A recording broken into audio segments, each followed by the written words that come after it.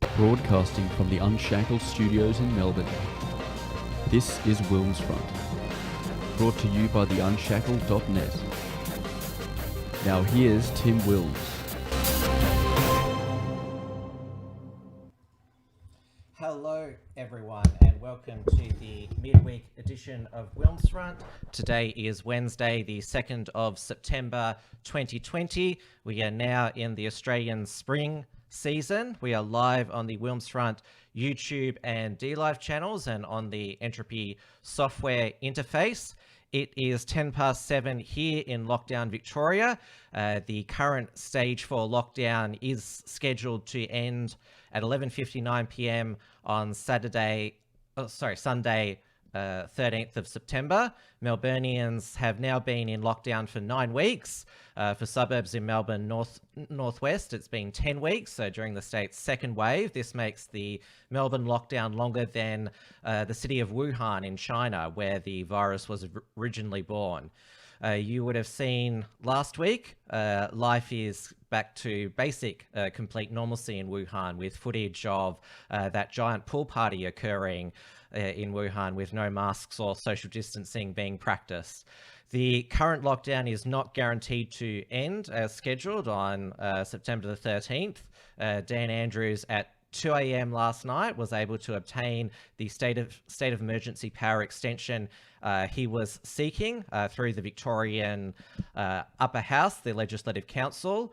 Three crossbenchers granted him a one-off 6-month COVID extension under the Public Health and Wellbeing Act 2008.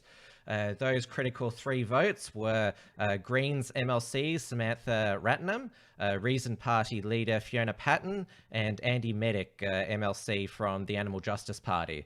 Daniel Andrews has claimed that extending his state of emergency powers is the only way to implement COVID-safe rules during the reopening process, but this power also allows Dan and his Chief Health Officer, Dr. Brett Sutton, to plunge the state back into a new lockdown at any moment, even if there are no new COVID cases being discovered. In Victoria, new daily COVID cases are now consistently in double digits, with 90 today. The daily deaths are now in single digits, with almost all of them linked to known aged care outbreaks, which are finally being under control. Current active cases are down to 2,400. Hospital admissions are just over 400, and also ICU patients are around about 20 now. Many local government areas in regional Victoria are now COVID-free. With these consistent downward COVID trends, Daniel Andrews has been under repeated pressure at his daily press conference to outline a roadmap out of lockdown and to give Victorians hope and business certainty. Andrews has said he will announce a roadmap to reopening on Sunday, the 6th of September, which would have been Father's Day in Victoria, which has now been cancelled, with the lockdown making it illegal to visit your father if you don't live with them. This follows Mother's Day being cancelled in Victoria, with the first lockdown still in place on May the 10th, which was Mother's Day this year. Dan's roadmap announcement just happens to be the day after a planned anti-lockdown protest on Saturday. Avi Yemeni, most of the audience would know who he is. He released a video on his tr.news website on Monday, believing that the planned Saturday Freedom March at the Shrine of Remembrance was a trap, so Daniel Andrews could claim on the Sunday that the state's roadmap to reopening will have to be slower because of selfish protesters the day before, and will be able to deflect attention from his own government's culpability in the state's second wave, given that the genealogy of this second wave can all be traced back to hotel quarantine breaches and their failure to get on top of contact tracing and allowing the virus to get into the healthcare system and, more tragically, the aged care system. Victoria Police this past week have crushed local lockdown rebellions in Dandenong and Broadmeadows, which were led by those local areas' Muslim communities. They've arrested organisers and promoters of the planned Saturday rallies, charging them with incitement, including a very disturbing arrest today of a pregnant Ballarat woman in front of her 2 children. Many of them have had gag orders placed on them, not allowing them to speak on social media until after the weekend. Even Sam Newman today got a visit from the police after their alarm at his tweet where he dreamed of 250,000 Melburnians taking place in an anti-lockdown demonstration. You can be guaranteed this Saturday roadblocks will be all around the Shrine of Remembrance. Victoria Police's Public Order Response Unit will be out in force, and they will check the ID of anyone out and about in that area. They will find anyone who is not there for a lawful purpose, even those who were not out to attend the planned protest but were deemed out for a non-essential reason. In response to these police crackdowns on anti-lockdown activism, a lot are asking the question, why didn't this happen to the Black Lives Matter protest organisers and promoters back in early June, since under the restrictions on gatherings at that time, that was an illegal protest and no social distancing was practiced. Part of the reason the Andrews government and Victoria Police feel emboldened to take such measures against anti-lockdown activists is because of the Roy Morgan polling last week, which said that a majority of Victorians supported all of the stage 4 lockdown measures, plus the mainstream media's long campaign against what they call virus deniers, anti-maskers, conspiracy theorists, sovereign citizens, and as Assistant Commissioner Luke Cornelius called them last week, the batshit crazy tinfoil hat brigade, and of course there's the term COVIDiots as well. One of the first police and media targets for her anti-lockdown stand was Eve Black, whose video of her passing a Melbourne Metro checkpoint on July 23rd without stating a reason to the police officer went viral online and set off a barrage of social media rage and hate against her. Victoria Police tracked her down in Carlton on July 29th and smashed her car window when she refused to answer questions. On July 31st, the Herald Sun ran a sensationalist expose on her career in the adult entertainment industry. Given the target on her at the time, Eve has laid low for the past month. On August 31st, Eve did a 20-minute Facebook Live responding to the media and police targeting of her. Mainstream media reported on this video but did not reach out to Eve for comment. Well, I decided to reach out to Eve for further comment on her video, and she's agreed to be my guest on WilmsFront tonight to talk about her experience. Eve, thank you for joining me tonight. G'day, Tim. Thank you for having me tonight. Now, these police checkpoints around the Melbourne Metro area, they were a new feature of this second lockdown, given that the first lockdown was only citywide in Melbourne on July the 9th. Regional Victoria was still in stage 2 restrictions, which means that all of their pubs, clubs, bars, restaurants were open. I noticed that James Bartolo, who runs the Conscious Truth Network, he was the first to film and upload his passing at a police checkpoint in Sunbury. That was on July 13th. Is he where you got your inspiration from? Definitely not. I've been into investigating the law that we think is actually in place versus what common law is. I've been interested in that for quite a few years, but I've not really had a community to connect with about it so that I can learn more from somebody who actually knows about it, somebody who I feel like I can trust to learn from. And then within a very short space of time, I did become connected with the wider community of people who are also into exploring common law, etc., in Melbourne and just across Victoria. And in a really short space of time, I just ended up getting my hands on some really just big information, really, that just made me be like, wow, okay, well, we don't really need to tolerate this. Like, not only do I believe that the numbers aren't accurate and that there are lies behind it, what they're actually doing is unlawful. And I know that people are led to believe that, it is lawful because they create acts and everything, acts and legislation, but it's actually not lawful that they've done that. We think that it is, but it's not. But it just sort of snowballed in a very short space. And I will say that watching James Bartolo's video definitely gave me like okay, like I'm seeing this done, you know, I'm actually seeing an example of it being done. So that gave me a lot more confidence that, you know, if and when I had the situation when I'd need to do that, that yes, it is possible. But it wasn't necessarily a video that inspired me to go out there and make it happen for myself. Definitely not.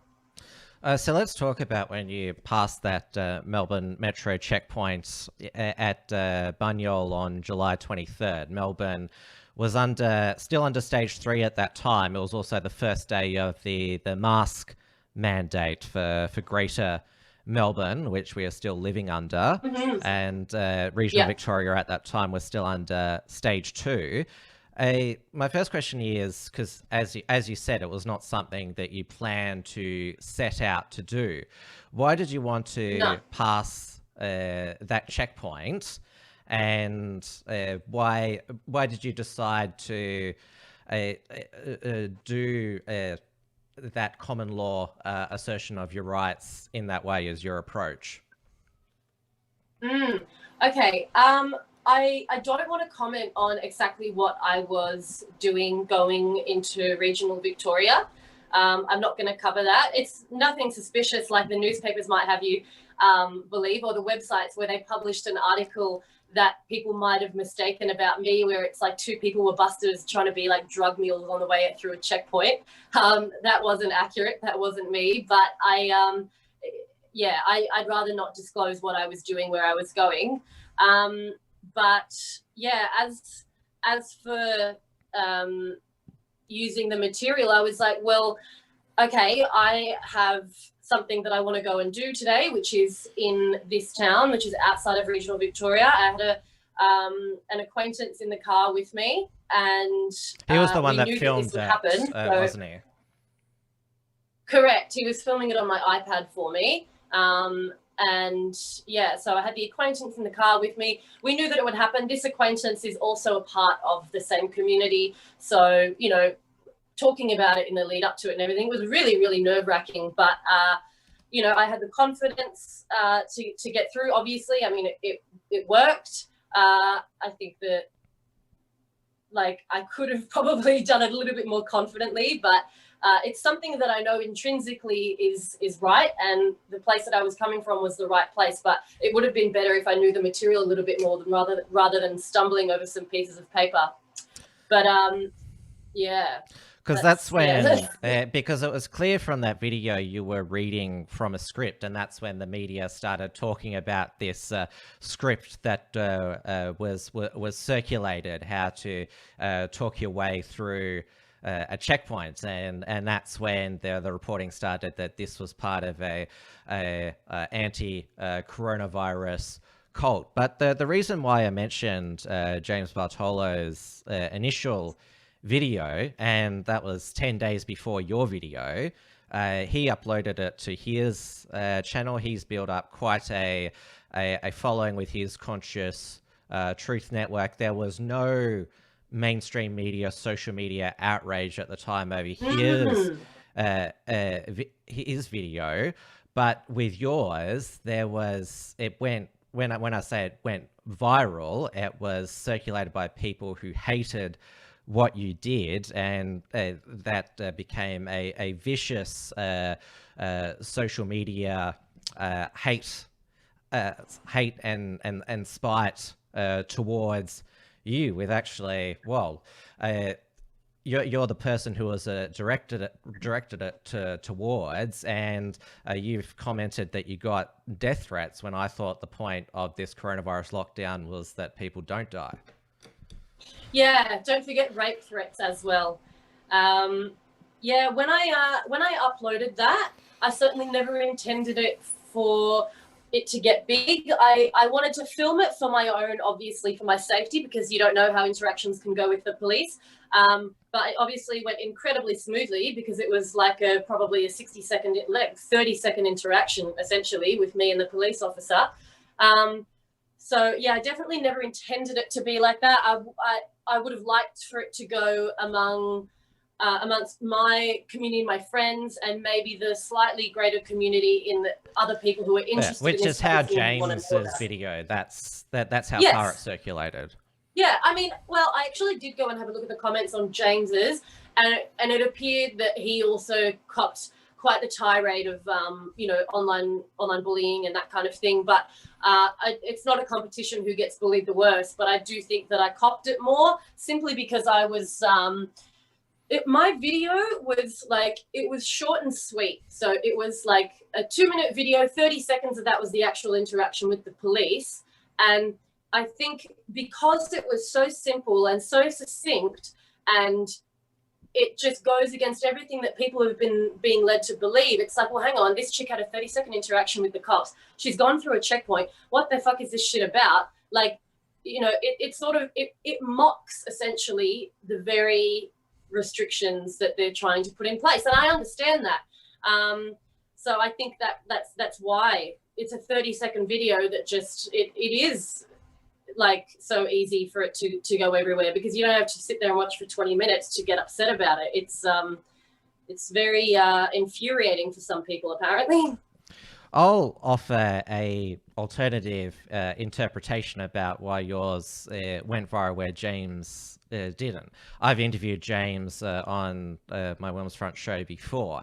He is a very confident, very smooth talker, and so when he was crossing that checkpoint, he was very composed, and obviously with you, you confessed it yourself, you were nervous, and yeah, that is I think the reason why you were more of a target, and especially since you were so happy once you crossed the checkpoint. You showed way more vulnerability than James did. And I do also think that there's a misogynistic factor to the fact that you got more abuse, because you're an attractive young girl, and so they also, well, the females are called the gentler sex, and so they're much easier to intimidate us, especially online. And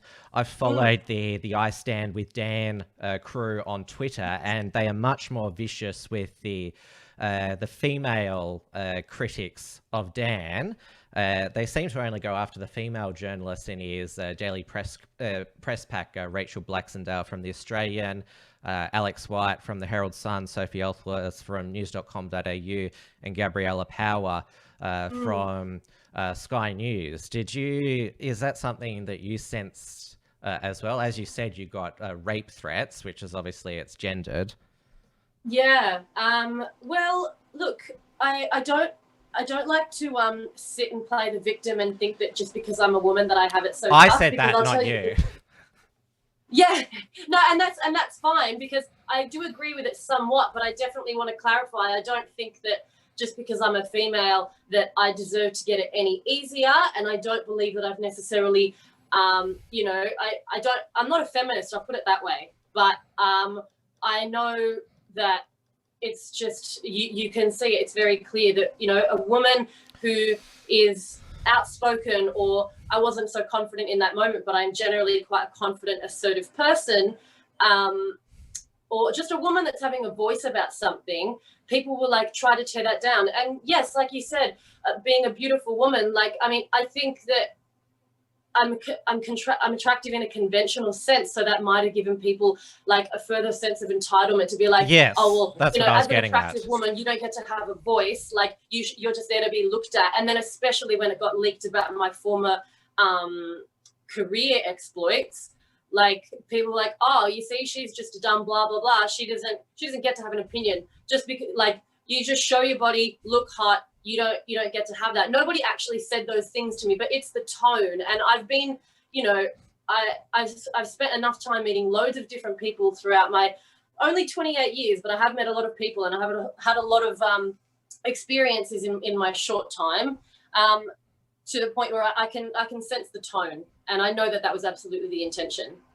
The reason why I mentioned your youth as well, because obviously this coronavirus, it's more deadly to the old and the vulnerable. And I said in my introduction, basically most of the deaths now are linked to aged care outbreaks, which it has been absolutely tragic. But the point that I'm making is that they wanted to have you as the face of as the selfish young person, because if you get it, you're only going to have mild symptoms, or at the worst, just feel like complete crap for 2 weeks. But you could be putting older people at risk. And so it was, so it's that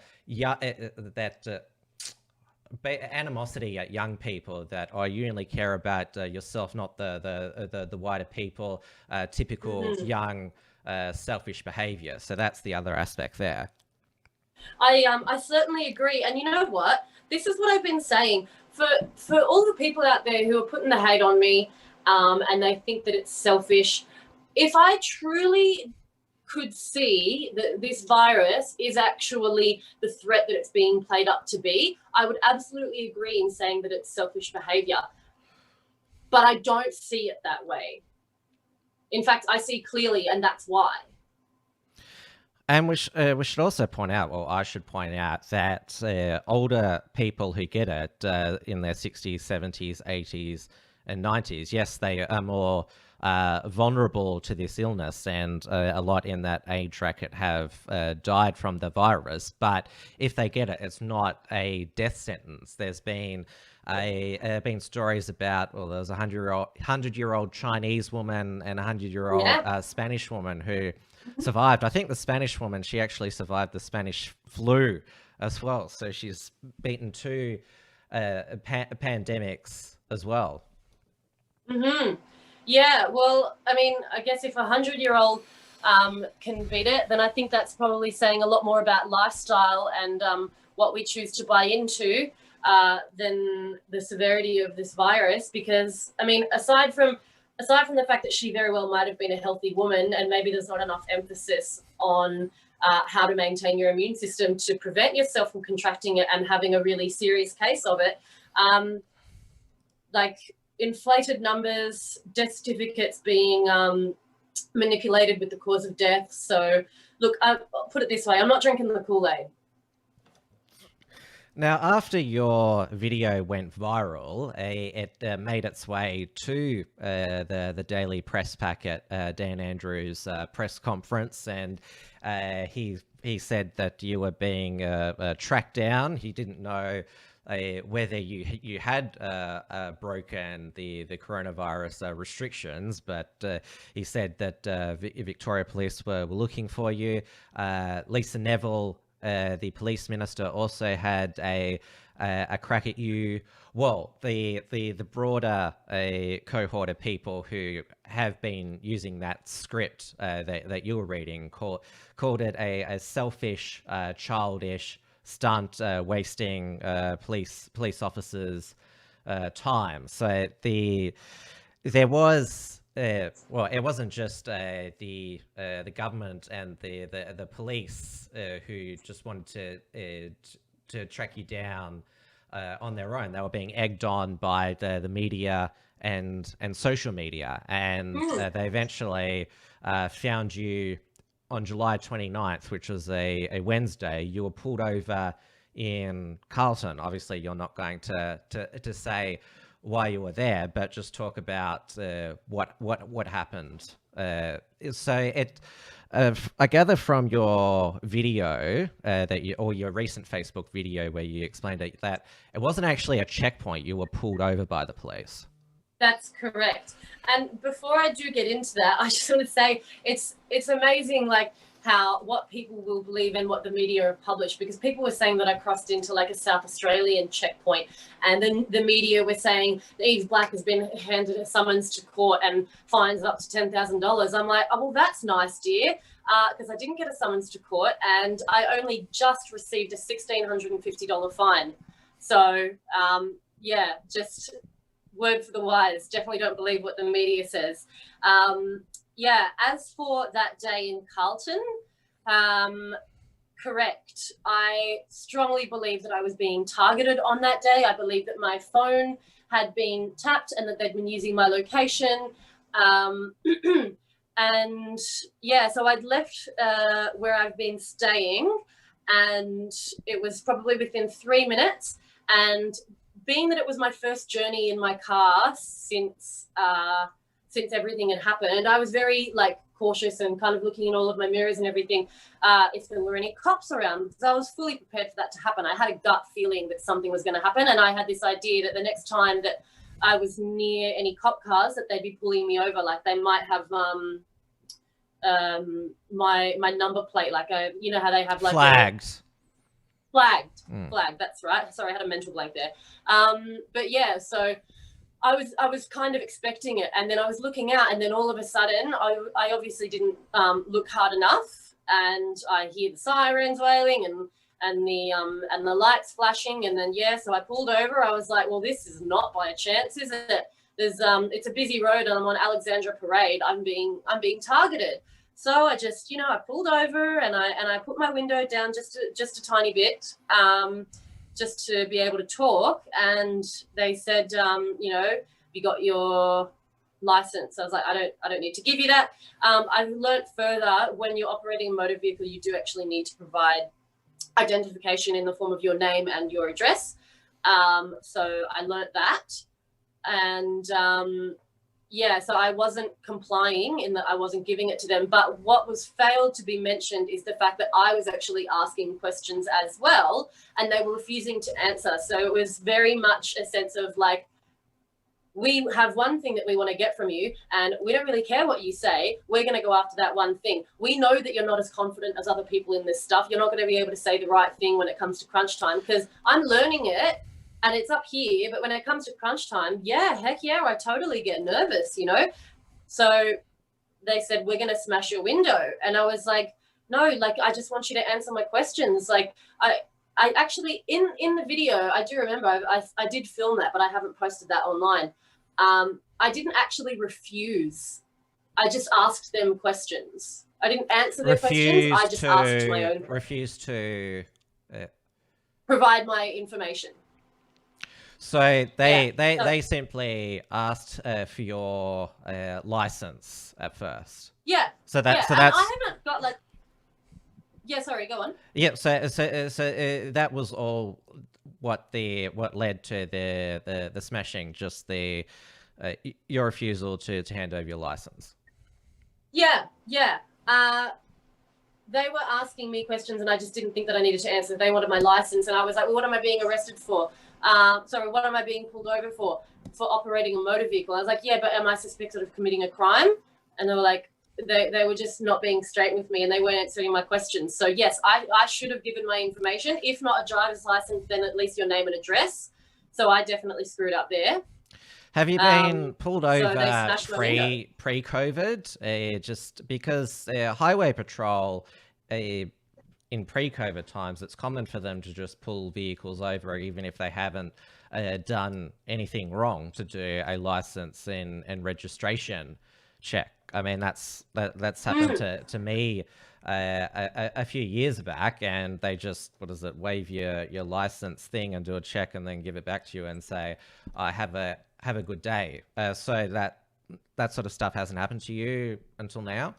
Well, actually, it happened in the however many weeks there was where Melbourne was back to stage 2 and restaurants and stuff were open at limited capacity.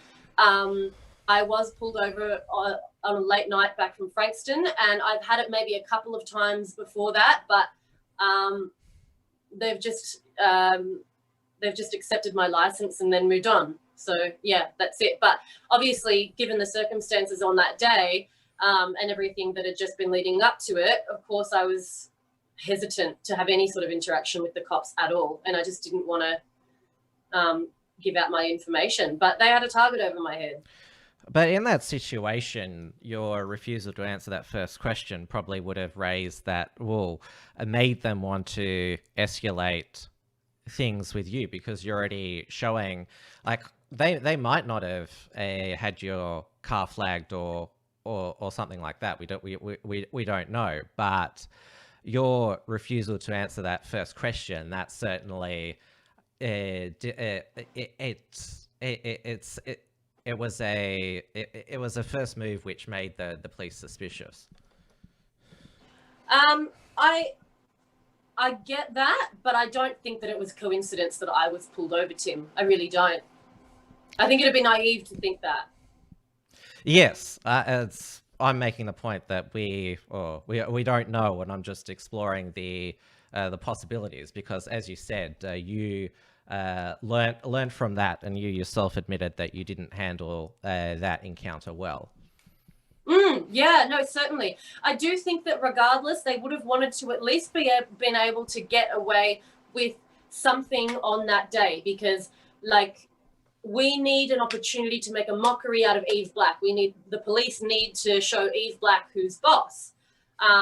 So whether or not it was my window being smashed and being arrested, or them just issuing me a fine, like, there would have been something to eventuate out of it, which would have been blown up out of proportion regardless. It's just that, yeah, I made a silly move, and then it gave them the ammunition to make the whole story more aggressive, more sensational.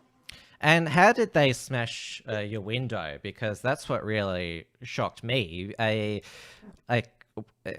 Because I've never heard of it happening before, but how did they do it in a safe way where nobody could get glass in their eyes or something like that? Well, that's another thing that makes me think that they had planned to smash my window. Maybe they keep this on their person, I don't know.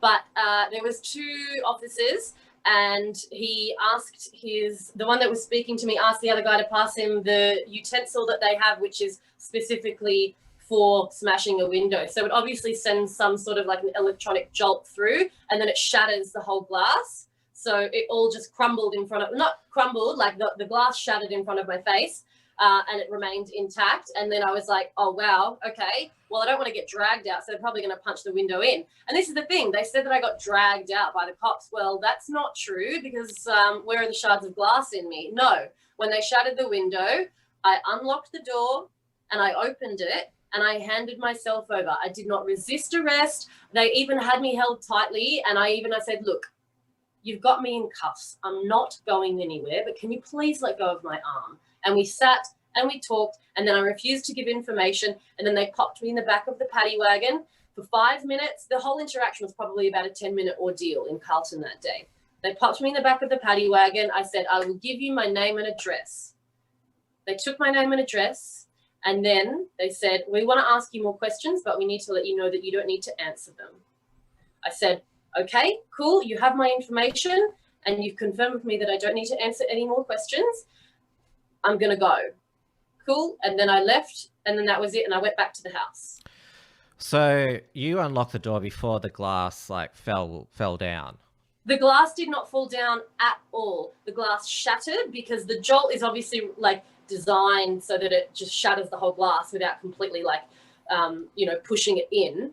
So the glass remained intact. I even drove back to the house with the glass shattered. Obviously that's not safe, but yeah, the glass didn't get pushed in. No glass went everywhere at all. Because when it's reported through Victoria Police and also the media, it sounds very dramatic. Like they took like a crow axe and smashed your window in. Yeah. Yeah, no, they like to sensationalize, don't they? But that's the thing. It's like they need to give the people their fix, because they're hungry vultures, and the more sensational language and I mean, all the headlines, it was just so it was just hyperbolic language all over the place, flouting Eve Black, goes through deadly coronavirus checkpoint, blah, blah, blah. Which we've established it wasn't a checkpoint. Correct. So Carlton was not a checkpoint. The first day when I went through the one that was actually filmed by the acquaintance in the car with me, that was a checkpoint. Carlton was not a checkpoint. Carlton was me being targeted. And when the news broke later that afternoon, the I Stand With Dan crew on Twitter, they were salivating that, haha, she's been found, and haha, that car window being smashed, that would have really scared her, haha, she's not so confident and cocky now. She got what she got what she deserved. Now, these are the people who, 2 months ago, were supporting the local Black Lives Matter rallies, which is, well, it's primarily against police brutality. Yet, fast forward 2 months later, and they're celebrating, well, an act of police brutality, smashing your car window. It's the total 180 of these people to, well, because I'm not sure how much you followed the Black Lives Matter imported movement at the time, but they were there were serious Australian commentators talking about defunding the police. Now, these people love what Victoria Police are doing in suppressing all of the anti-lockdown activism. The irony. Yeah, it's which shows that there's no principle behind their defund the police movement. There is a broader overarching political philosophy and aim, which I call communism. Yeah. Do you know what? And I actually would like to, since we are talking about this, I really about the defunding the police and attitudes toward police officers, I actually really want to make a point to say I don't hate every single police officer. It's not like that. Like, I don't like the institution that they're trying to take away our freedoms. Like, when I go through checkpoints, which I still do, I'm friendly with the cops. I'm not rude. Yeah, there are a lot of cops who when they're questioning somebody, doing a check, do it in the most diplomatic way that they can. When I was mentioning before, when I had a license and registration check last year, the police were very friendly to me. They were just sort of asking me about like my day and that while they're doing the license check. It was simply just sort of because you don't want people who are driving criminals who are driving unlicensed, unregistered, untracked. That's the whole reason why they do that, because there are irresponsible people on the roads, and those who are on the roads to engage in traditional criminal activity. Well, that's what the police are there for, in my opinion, and all that power to them. I'm into it, to serve and protect. No, I'm into it, really. But like, I'm not a criminal. Well, it's only this year that, as things are at the moment, you're only allowed to leave your house for essential reasons and within the hours of 5 a.m. to 8 p.m. That would have been unheard of in 2019. Now, there's a few super chats that have popped up here. I'll just go through them. One from the Versace Cowboy, who said, "Has Eve received any fines for breaching the bullshit COVID restrictions? And if so, will she be contesting them? My lawyer, Neil Erickson, will take the case." Did you actually get a fine? Yeah, so I only just got a fine. It was sent quite late. But yes, I did. It was a $1,652 fine, and it wasn't for the date of me going across the checkpoint. It was for the date that they pulled me over, and they didn't even get any answers off of me as to where I was going. So they're making the assumption that I was breaching COVID restrictions, or perhaps they were tapping my phone or something. But yes, I did receive one, and it was for that day, which is rather through the mail. Yes, through the mail at my old mailing address. So it took a while for me to get my hands on it. which obviously they, because what I've seen in the past is, and a lot of people have filmed it, the police come to their house directly to issue them with either a caution or a fine.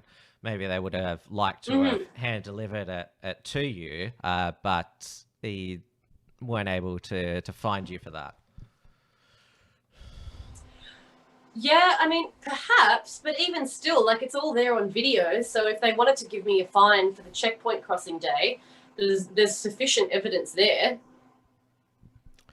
And the other super chat is from Senator Slayer, who is Neil Erickson, for 20 Australian dollars. He asks, are they natural? No. There you go. Now that, well, segue. Do I get some of that 20, mate? Well, you think that you deserve a cut from, since it's about you. Yeah, next question, go on. Oh, this segues to, obviously, 2 days later, the expose in the Herald Sun, which went through your employment history in the adult entertainment industry. Obviously, Herald Sun having quite the tabloid tendency. I think they thoroughly enjoyed publishing all of those photos, and it was like it's all true what they publish, but the thing is it newsworthy? Is it relevant to you going through those coronavirus checkpoints? Because to me, it was more basically like a gossip column rather than a serious expose on your law breaking. Yeah, absolutely. I mean, I'm not ashamed of the job that I've done in the past. I've walked away from that industry and I'm happy being out of it, but I don't regret it because it's shaped me into the woman that I am today, which is someone who I rather like. And it's taught me to be confident and to assert myself. But they definitely see that as something for me to be embarrassed about. And I think that the intention of it is what makes me feel embarrassed, because it's completely irrelevant to everything that had happened. And the intention of it was simply to drag me down.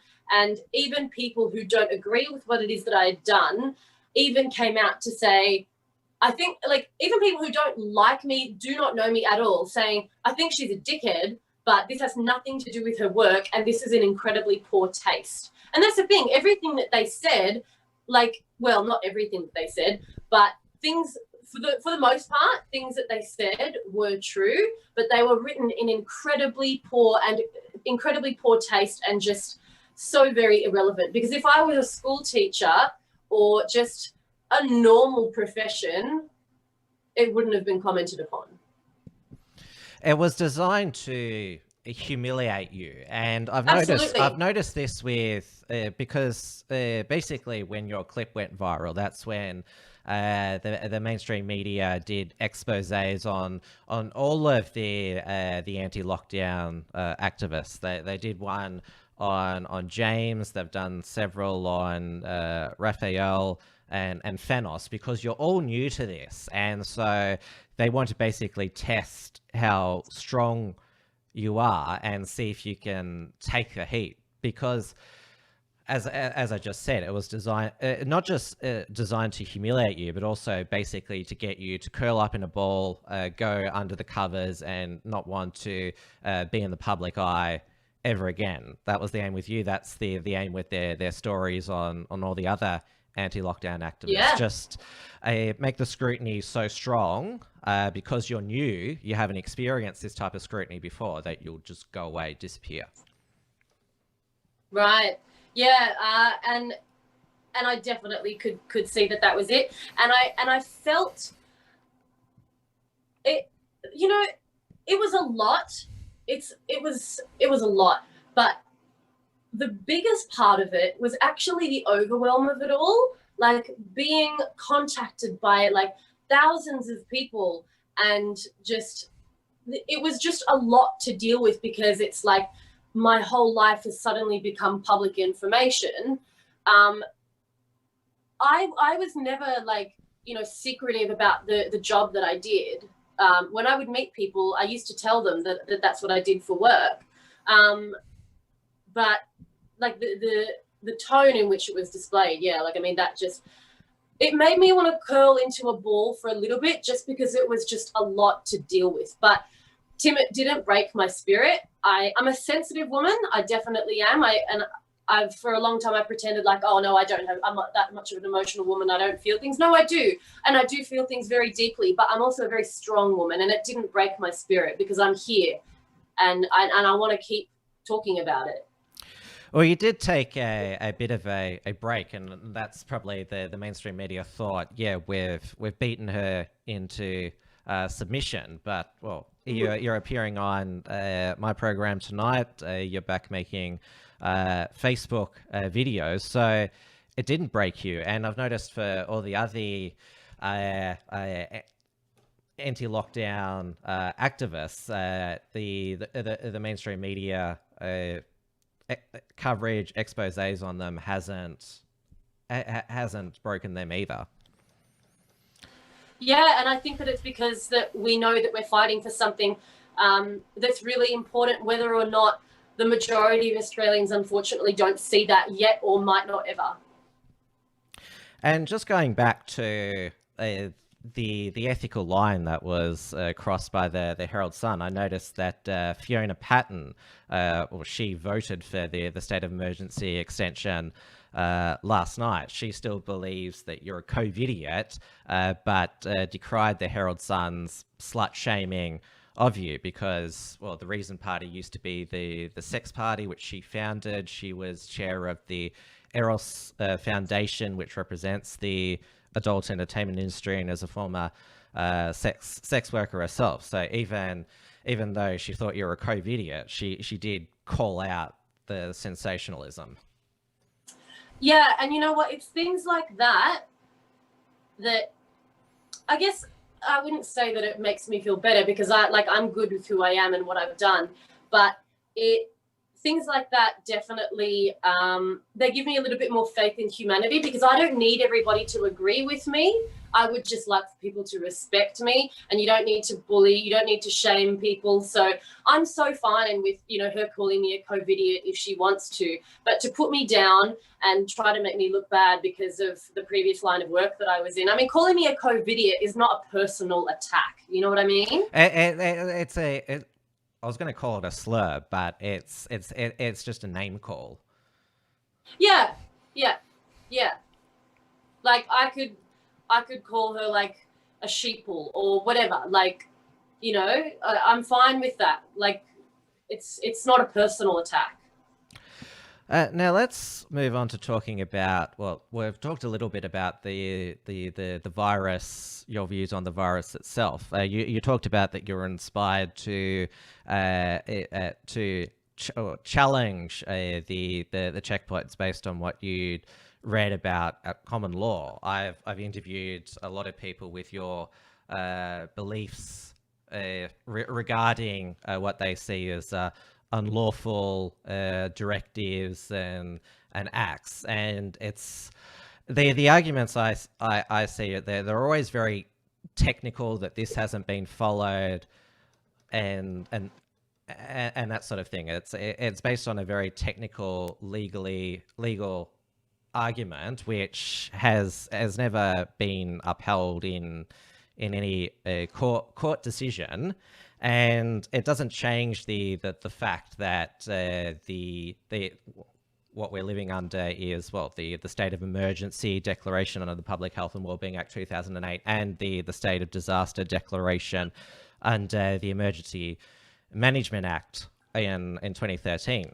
It's certainly a conversation worth having about the executive power that can be unleashed and has been unleashed through those acts. But it's never going to be found invalid by a court in Australia. The state border closures, there's a decent case under Section 92 of the Australian Constitution. I'm not asking you to respond to what I'm proposing here, but although you got through one of those checkpoints, it's not going to get you much further than that in terms of legal challenges. I would agree, and I think that that's because with the state of everything now being, it's just hostile, I'll put it that way. I think that regardless of whether or not you might be an absolute whiz and you might know all of the common law stuff and even the normal system like the back of your hand, but with how dire the situation is right now, I honestly think that none of that is going to matter, because police officials, police officers, by the directives of Daniel Andrews and the Chief Health Minister. Yeah, they're the directives of the Chief Health Officer, who is appointed by the government, and the government's enacts this based on his advice. So it's the Chief Health Officer's directives, which Daniel Andrews has chosen to codify in the state of emergency declaration. That's how it works. Right. So because it's that dire with the situation, and they've given police, extra powers, so they're actually there has been unlawful arrests taking place, but I think that it's actually at a point now where they're probably being encouraged, don't worry, just do it and then deal with the collateral damage later.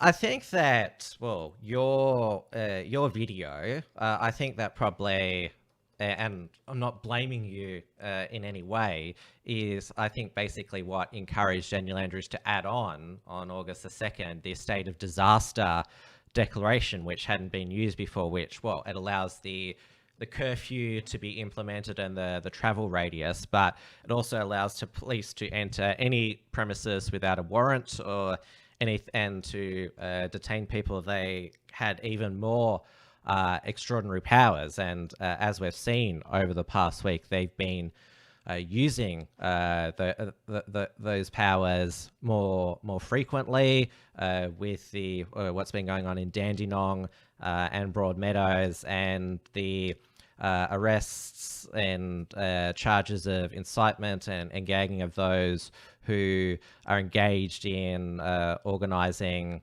planning or promoting protests this Saturday.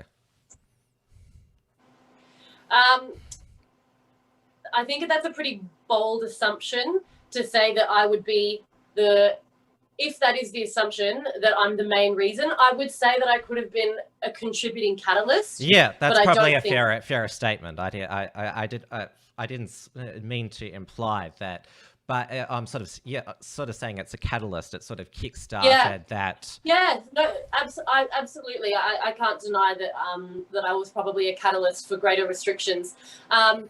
Which probably adds to the upset of a lot of Victorians who are probably in that middle ground. They're like, I don't think that this COVID stuff is being told to us in full spectrum of the truth, but I just want this lockdown to be over with. So can't people like you just cooperate? Can't you just do the right thing? Can't you just lay low? And I understand the frustrations of these people, but with the way that I am seeing it, it's not just about that, because the further we submit, the further we comply, the more we take this, the worse it's going to get. It's not a matter of everything is just going to become dandy. You know what I mean? It's just going to get worse and worse and worse the more we submit. I mean, I'm not trying to incite anything by saying that either, but that's been the belief that I've held toward people who have been saying, well, why can't you just comply? I agree, it's bullshit and it's being sensationalized and it's not what we're being led to believe. But I really don't see it that way. I really don't see it as a case of, if you just play like a good girl, then it's all going to be all right and the restrictions will be lifted. I'm sorry, I don't see it that way. I really don't. When in the past have the government given us any reason to trust them? And why should I trust them now? Australia has had such a good history that we've got we've had a beautiful lifestyle. Whereas if you look at other countries where there's been like, war-torn countries, like civil war and all that kind of thing, the people, like, they don't trust their government. They've been given no reason to trust the government. Australians have had their lifestyle handed to them on a platter. We have amazing opportunities here for lifestyle, so we've never been given any reason to question the system because it has served us so well. For the general population, I'm saying. Well, the thing that gets me is that when the first lockdown was implemented, it was nationwide. I think it was only South Australia and Western Australia that didn't go past level 2 lockdown, so they didn't go full house arrest where you weren't allowed to visit anybody, but it was basically trust us. This is going to make sure that we suppress the virus. We're going to make sure that those who come from overseas, quarantine is going to be secure. And when the first reopening in Victoria happened, when you went into a pub or something, you had to sign in for contact tracing purposes. So it's basically trust us with the quarantine and give your details over so we can do the contact tracing.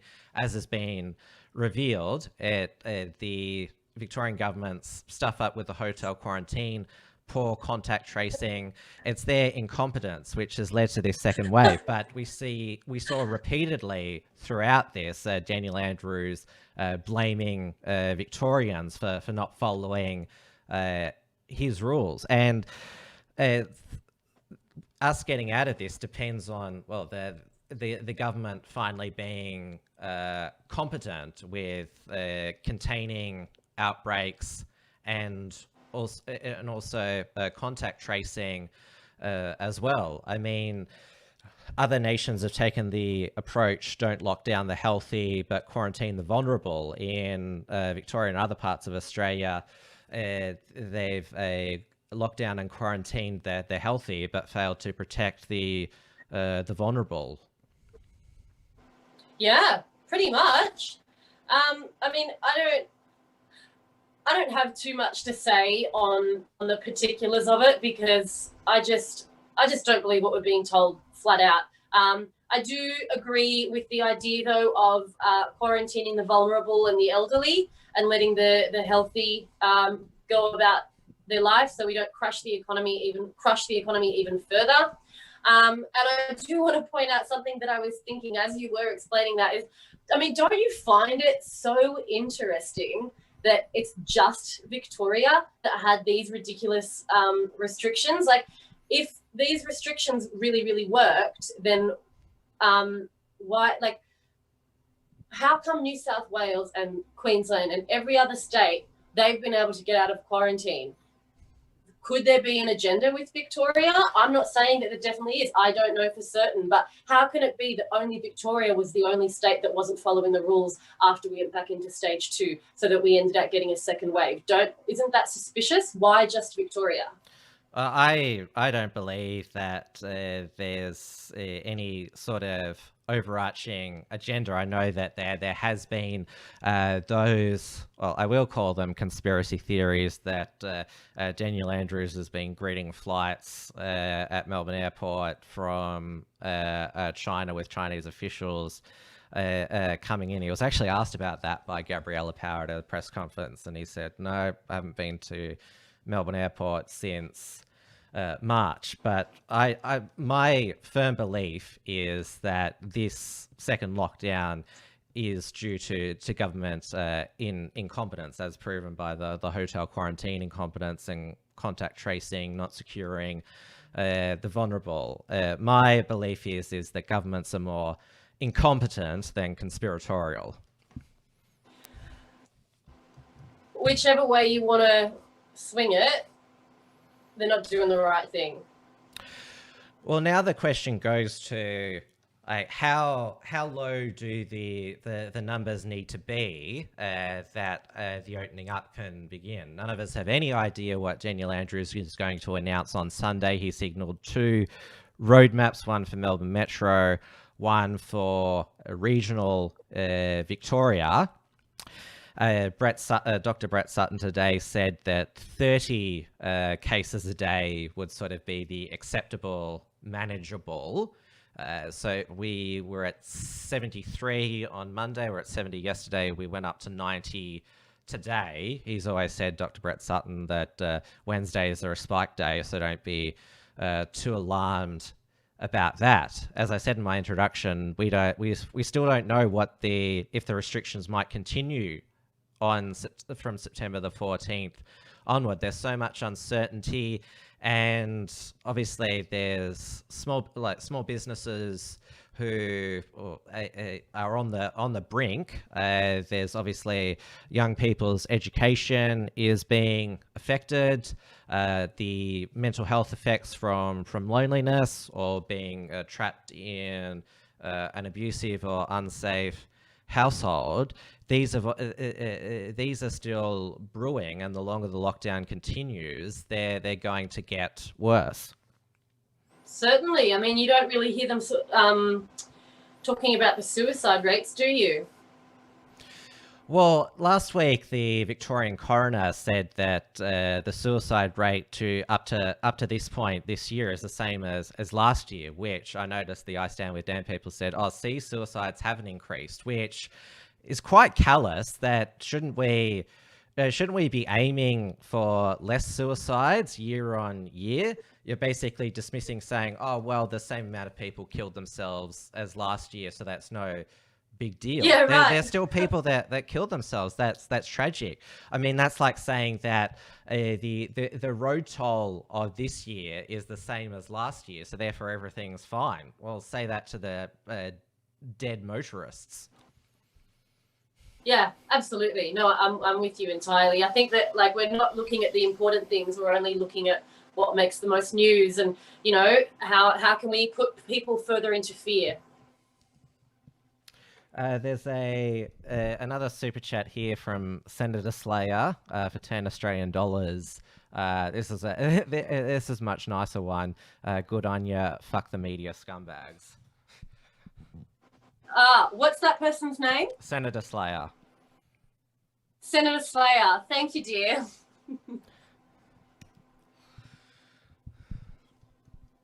But it's clear that Saturday, or the Saturday rally is not going to happen. And for the record, I would not advise anyone to go. I think it's going to be counterproductive, and you've seen Victoria Police's action this week. I would never incite anyone to break the current laws that we have, but it also seems to me that the Andrews government and Victoria Police are doing a good job of basically turning people against them all on their own. Yeah, I don't have much that I want to say as far as the protest is concerned. If anybody is wondering, will I or will I not be going? No, I will not be attending. I thought that I did want to, but I'm feeling strongly that it won't be a good idea for me.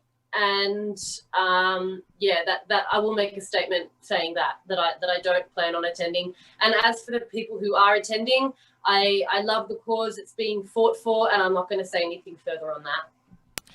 Because I mentioned my introduction, Avi Yemeni. I'm not sure if you've come across his videos, but I agree with him when he calls it a trap, because the last thing that anyone wants to do is give Daniel Andrews a scapegoat for say, oh, see, I didn't do anything. It's all these COVID-idiots out on the street. This is why you're all stuck at home still. Don't hate me, hate them. So essentially, you're by going on Saturday, you're potentially handing him a gift.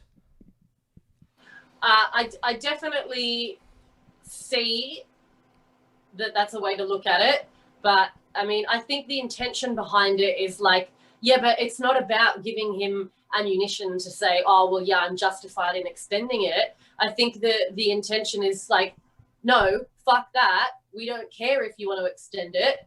We want our freedom and we're going to take it. I think that's more the intention. I know that it's called Reignite Democracy Australia. They hold weekly virtual protests against Dan Andrews through their Facebook page. They've got some high-profile people to speak, such as Liberal MPs Bernie Finn, Brad Rosewell, and also commentators such as Morgan Jonas and Topher Field, and also Jim from Jim's Mowing, because he's actually launched a class action on behalf of his franchises because the stage 4 lockdown basically makes his franchises unable to operate, and even Liberal Senator Sarah Henderson has suggested a class action by businesses against the lockdown. I have met people who are saying that they're also planning on doing the same, forming a class action against him. And I don't know anything about that. I don't operate a business, so I don't know. I've got nothing to add on that. Well, it's been great to finally chat with you tonight, and hear the side that you would say that the media has refused to cover, because back in the olden days of journalism, they used to reach out to people such as yourself for comment, and it's not just occurred to you where they've published things about you, and the first you've heard of it is when it's published. They've done the same with James and Raphael. I've messaged them all to say, hey, it says here that you could not be contacted for comment. Did they contact you? And they've said no. Right. I have had the Sun Herald contact me, and I've had Channel 9 contact me, but not Channel 7. The Sun Herald contacted me after they posted things about my history, having worked in the adult entertainment industry. But I mean, I basically didn't want to give them ammunition, because I just knew that they would probably take my words out of context like they do everything. But no, I wasn't contacted prior to them releasing anything about me. And I wasn't contacted about the second round of releasing that was done either. Actually, I would say that there's been 3 rounds. So there was the initial, and then there was the Carlton arrest with the window breaking. And then now, since I made the video the other day, I've had 2 attempts to be contacted by media, but not before they've said anything. They've gone and said things and then asked. Yeah, that's a typical tactic by them. Just when they're about to hit publish, they'll contact you for comment to say, and then claim that you're unavailable for comment 1 minute before they hit publish. Right. But you are right that, anything you say to them can be used against you, and misconstrued. Yes, and the media are not the police. You don't have to answer their questions. Period. As well, there's a few questions that you haven't answered of mine, which is, you're right, I'm not a police officer either. You don't need to tell me anything. You didn't even need to agree to this interview as well. Yeah, I mean, I guess I'm good at saying no to things, and so I don't like to further incriminate myself if I don't need to, put it that way. Yeah, well, that's what the right to silence is, which do you mind if I play that footage of that that mother who was arrested today? Oh, yeah, I think Zoe is her name. Yes, you won't be able to hear it. Okay.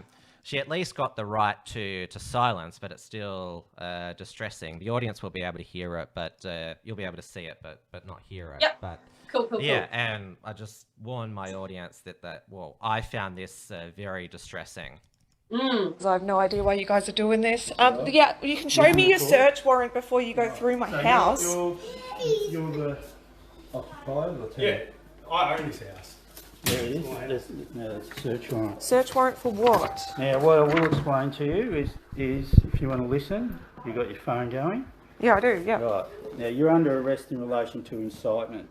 Incitement. Yeah. Now, you're not obliged to say or do anything, but anything you say or do may be given evidence. Excuse me, incitement for what? What on earth? Excuse me, what on earth? Just put your phone down. Can you like in relation record to- this? I'm in my pajamas. What's I have this? an ultrasound in an hour. Because Yeah, I'm she's pregnant. pregnant, so I'll take it easy.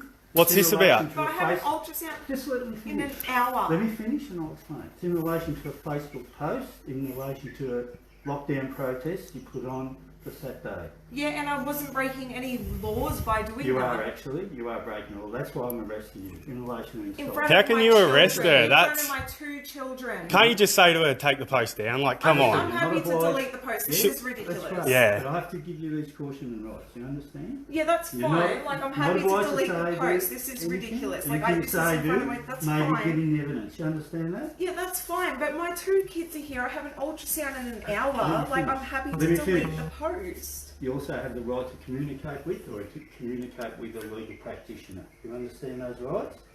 Yeah, this is ridiculous. Yeah, this is a bit unfair. Come on, mate. No, What about she just doesn't do the event? Like, it's not like she's done it. Well, She you've made a already post. committed the offence. So I'm not going to. So that's an offence. Now, the search warrant entitles us, and we're required to seize any computers, any mobile devices you have. Earth? Yeah, can I just get your badge there, mate? It's all there. Okay. You understand? No, I don't really understand what I'm wrong.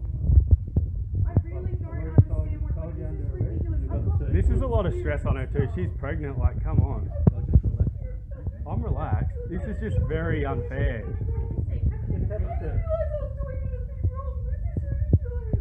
What we're going to do, I'll find out what we're going to do. We seize any computers and or tablets. Just let me finish. Let me finish. Any mobile telephone you've got, okay? So what we want is any mobile telephone you've got. You're gonna need that. No, it's actually my sister's phone. It's not Yeah, my it's her name. sister. So. Doesn't matter. Any device in this house we're taking. This is Well, ridiculous. you're not taking my phone. Well, I'm taking any device. Any That's device. my phone. It's nothing to do with her. It's my So what I've heard is that she was allegedly organising a anti-lockdown protest in Ballarat. Now, this arrest footage has not just gone viral on Facebook. It was also on the 6 p.m. news bulletins tonight, and obviously beamed into hundreds of thousands of homes. That would, if I find it distressing, others will as well. And I noticed that on the Victoria Police Facebook page, they're not bragging about that arrest, even though they bragged about the arrest of 2 males yesterday. And, well, with your car window being smashed in, the Police Commissioner Shane Patton actually bragged that they'd smashed car windows in against sovereign citizens. So it's just interesting to note the change in reporting on the Victoria Police Facebook page today. Yeah, I think I haven't personally observed it, but if that's what you're saying and that's the case, then yeah, I think people will empathise more with a family woman. She's pregnant. She's got 2 kids. She's there with her partner or husband, and it was obviously like a lot more distressing because they've come into her home, their home, and you know, I feel like with me and other people, it's seen as like we were aggravating it, and we were like, Oh yeah, almost they're asking still for there. it. The I stand with Dan people who've said in reaction to that, I have no sympathy. She got what she deserved. She's not so tough now. Like even that's their response to that footage. About that Zoe lady. Yes. Yeah, and of course it's still going to be those people, but I would say that the greater Australian public would probably have a lot more empathy for her than they would for me. They might simply empathise with her because she's a pregnant woman. You know, she was in her own home and not expecting it. Yeah, and obviously they're not as proud of that either because, like you said, they're not publicising that quite like they have every other arrest that they've made. And we saw last week a woman in Benalla in northern New South Wales lose her baby because of the state border closure with Queensland. Couldn't get to a Sydney hospital quick enough because it was so far away. And Anastasia Palaszczuk tried to claim, no, we'd never deny emergency medical care, even though she said 2 weeks ago Queensland hospitals are only for Queenslanders. Yes. But she has granted an exemption, travel exemption, to the AFL CEO, Gillon McLaughlin and Eddie Maguire to fly up from Melbourne to Brisbane, not have to go on quarantine, so she can brag about bringing the AFL Grand Final to Brisbane, which she's tone deaf, tin ear. That is such a bad look. She thinks she's done a good job getting this major event there, but it's just exposed a two-tier system there. Yeah. Well, if you're sick, we don't want you seeking care in a hospital, but hey, if you're a football administrator, come in. Bloody rich, isn't it, mate? And we also had today, this is the final bit, I hope you don't mind me feeling in front of you, the Australian GDP quarterly figures were released today. Our GDP retracted by 7%, so we are officially in recession now, first recession in 29 years. So that's another economic reality hitting again today. Yeah. Yeah, I feel like I'm rather fortunate in that I'm a young single woman, and I haven't got a mortgage, nothing like that. I have no debt, but I just can't imagine what other Australians are going through right now. The amount of stress and the weight that's on them right now is just, I can't even begin to imagine what it's like. Moving forward for everyone, it's obviously going to be really difficult, but I can't, get out there and claim like I'm a victim in that as far as the economic situation is concerned, at least not at this point right now, because there's people out there who have it so much worse than me. You've said that you're leaving the adult entertainment industry now. Have left. Yeah. Obviously, 28. You're still young. So what are you thinking for the years ahead? Well, I don't have like a vision of like, oh, I would really like to have this career. I have thought a lot recently that I would like to go back to school and get a trade. I've thought to become a sparky or possibly to study naturopathy because I've long had an interest in health, wellness and nutrition. But as cheesy as it might sound, like I actually just really like the idea of living somewhere quiet and simple on land, getting married, having a couple of kids and just living a quiet, simple life, staying at home, looking after kids. I'm a bit of a traditionalist, and the more time goes on, I'm really enjoying that. And I think that it's a really beautiful place for a woman to be in, to be the mother of a house and to be looking after children. And maybe some feminists will think that that's really bad of me, but I don't think that anything would fulfill me more than the idea of having a family and living like a simple but fulfilling life. I think there's going to be, after the lockdown and travel restrictions are lifted, there's going to be a mass exodus from the cities. Oh, yes. Because the density, that's help the virus spread, and that's where the lockdowns are the harshest and strictly enforced. I think the simpler life, rural property where you're not bothered by, you can go out and meet people, but you're not bothered in your private home, because this has been another sad thing about the lockdowns, the nosy neighbors, the busybodies, those ringing the snitch lines, the Karens as well, telling people off. A lot of people they look at the bush now, and it's people are a lot sort of simpler, more relaxed, more community out there. So there's going to be a lot of people are going to be reassessing their lifestyles after this.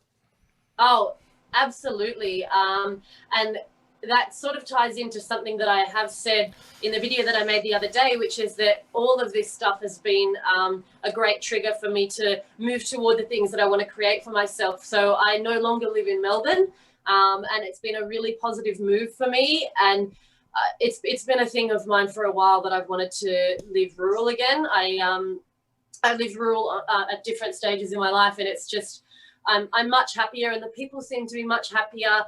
There's no there's hardly any traffic. It's just I just think that it's how we're meant to be, and I don't think that it's healthy for us to be living on top of one another in big cities. And privacy, you know, like it's really nice to not have to see neighbors and houses every single direction that you look. It's peaceful. It's really beautiful, and I do think that I think that there is definitely a massive shift toward that happening as well. Yeah, I definitely now, retrospectively, appreciate what my grandparents said. Back in my day, it was a simpler time. It sounds so lovely now, and yes, I want to hear more of those stories now because it sounds lovely compared to what's happening now.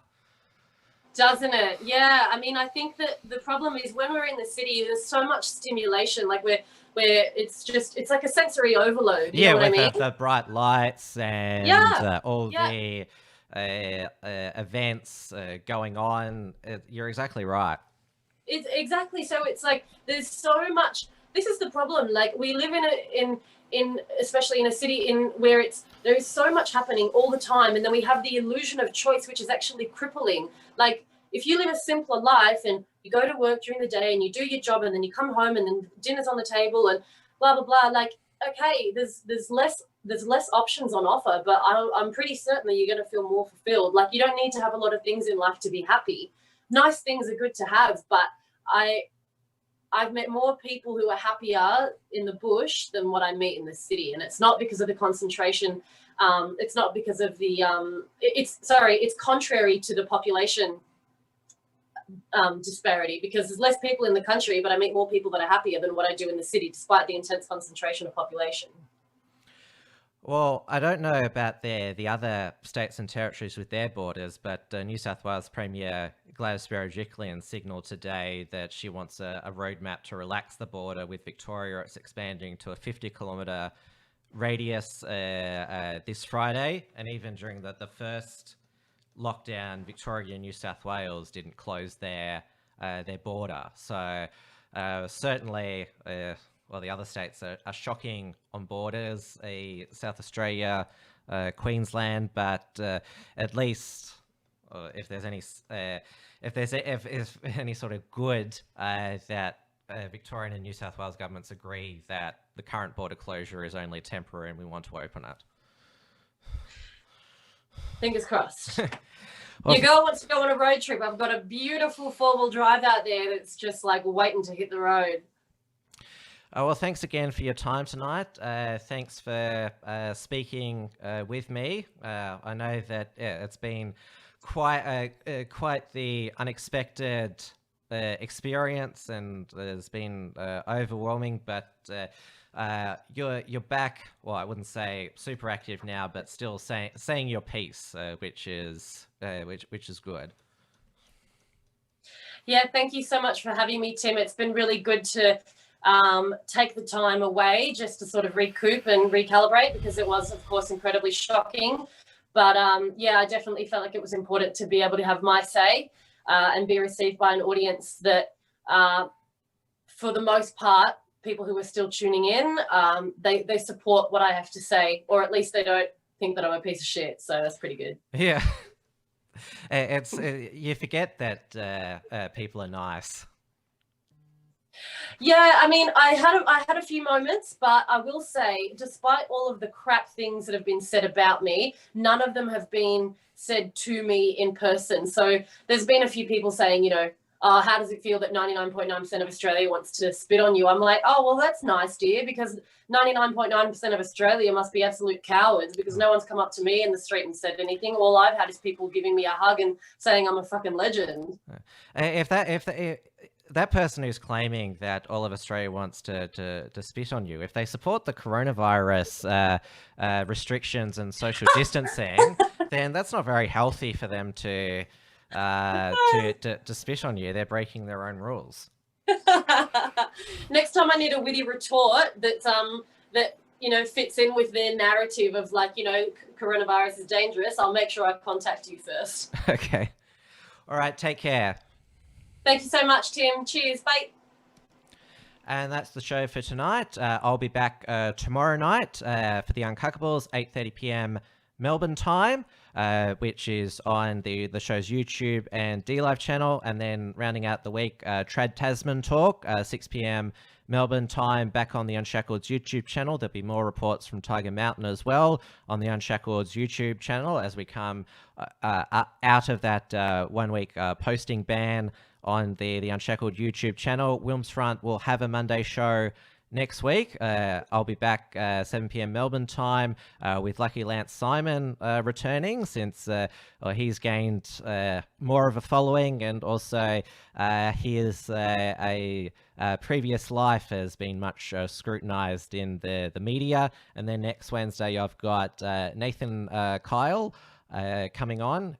He's another lockdown critic, and he's also a Daniel Andrews impersonator as well. So some good shows next week. Thank you so much, everyone, for your time. Check out theunshackled.net, and I'll see you next show.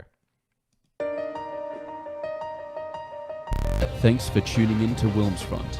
Visit timwilms.com or Rational Rise TV to view the archive of episodes. And keep visiting theunshackled.net to view all our shows, and to keep up with the latest real news and analysis.